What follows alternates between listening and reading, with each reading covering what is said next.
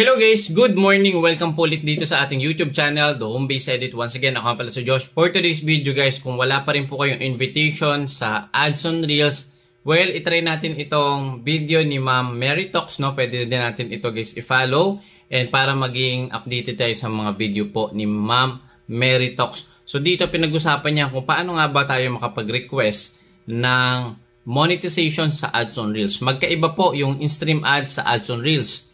Dito po sa Ads on Reels guys, wala tayong pinupulfill o wala itong requirements na kailangan nating ma-achieve within the specific months.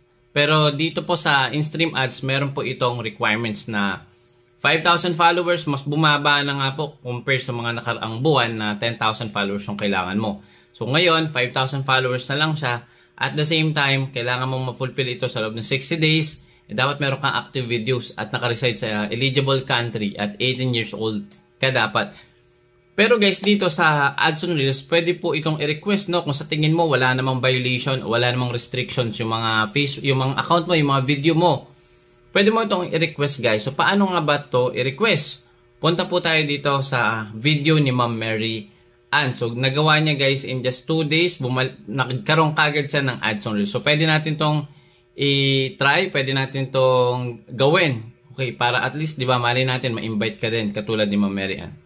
Lang na-approve agad ni Meta ang Ads on Reels ko. Ano nga bang ginawa ko para magkaroon ng Ads on Reels ng ganun kabilis? Share ko lang sa inyo. Nag-start ako mag-upload ng Reels last month. Ayun guys, may mga ads na. So, mga almost 2 buwan. Kaya hindi ko talaga in-expect na ma-approve ni Meta yung request ko sa Ads on Reels dahil hindi naman kalakihan yung followers ko. At the same time, hindi din mataas yung engagement ko. May nakita kasi akong tutorial na pwede palang mag-request ng Ads on Reels kay Meta. Kaya yes, ayun, pwede. sinubukan ko. Kaya nagulat ako na after 2 days, na-approve ni Meta yung request ko. 2 days lang guys ha. Ads on Reels sa ibang monetization tools ng Facebook dahil yung in-stream ad at stars, meron silang required criteria na kailangan mong ma-meet. Ang Ads on Reels, wala. So, kailangan mong maghintay na ma-invite ka ni Facebook sa Ads on Reels o di kaya naman ay mag-request ka mismo sa kanila. Para mag-request ng Ads on Reels at kung anong isinulat ko, sundan nyo lang ito. Sa iyong main profile, hanapin mo lang ang Help and Support. Ayan. Click Help and Support. Click Report a Problem. Continue to report. Click Include in Report. Kung profile ang gamit nyo, click mo lang yung profile.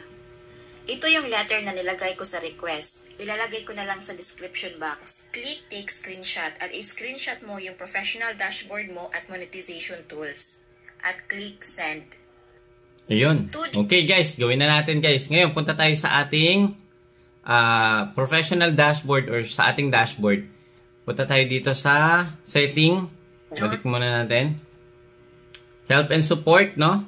Ayan. Report a problem.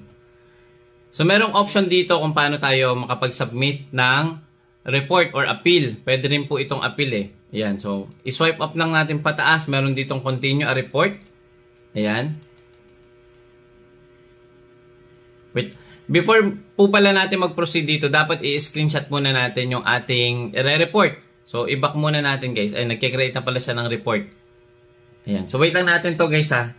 Ang pipiliin palagi natin dito, pwedeng don't include or include a report. So, ang pinipili ko, eto guys, para magkaroon ng include a report.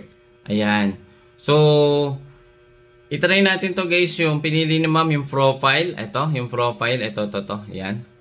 And then, may screenshot yan. Then, pwede mo nang i-upload. So, kailangan mo lang guys ditong create ng statement na kayo po ay sumasang-ayon o sumusunod sa policy ni Facebook. So, pwede mo lang i-state dito na yung mga video mo ay walang copyrighted issue, walang mga sensitive topics na pwedeng ma-detect or makita ni AI. So, dapat talaga malinis yung ating mga content o yung profile natin dapat is good standing.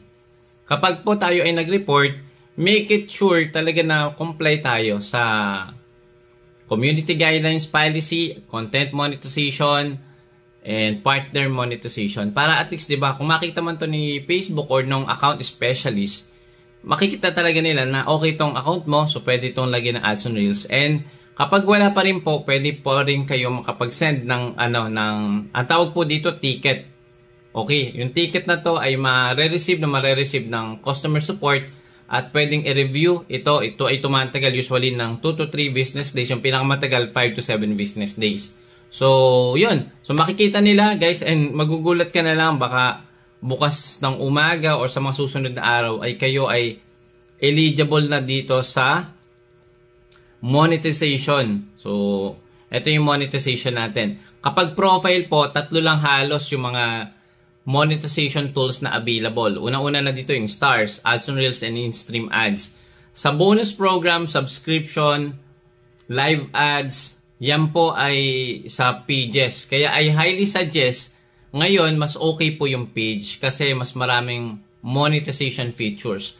Lalo na kung kayo po ay nakapag-build na ng identity or brand mismo dito kay Facebook. So, pwede kayo magkaroon ng subscription or yung mga subscriber mo ay magbabayad monthly, no, para mauna sila sa video, para ma-shoutout nyo sila.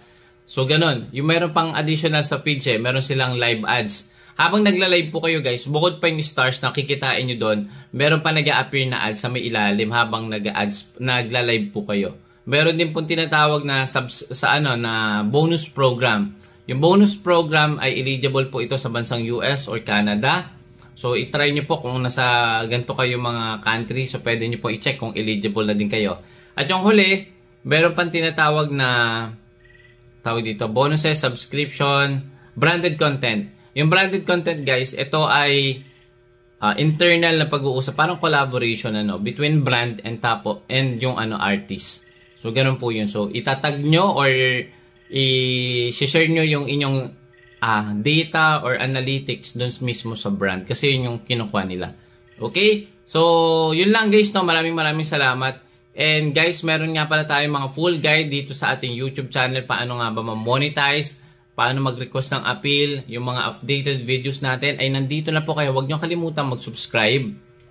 And of course, i-click mo yung notification bell para pag meron tayong mga bagong upload, manonotify po kayo kaagad. So, ganun lang guys, sundin natin, wala namang mawawala. I-request pa din natin yung mga monetization na sa tingin natin ay karapat-dapat kayong magkaroon or qualify kayong magkaroon. So, yung mga meron namang mga problem na na-encounter, halos yun lang din naman po yung ginagawa natin. Nire-report a problem natin, kung meron kayong mga copyrighted issue, restrictions, pwede nyo rin po yung i-report a problem or send for a feedback dito sa Facebook or Meta. So, mas okay po na nire-report po natin yung mga na-encounter natin na glitches. So, sample, wala kang data sa Ads on Reels, hindi ka makapag-send ng stars, hindi ka makareceive ng stars, nakaka-receive ka ng stars pero hindi ka pa monetize. So, pwede nyo po yung report gamit yung help and support or send a feedback. So, yun lang guys. Maraming salamat. See you again sa susunod na video. Bye-bye!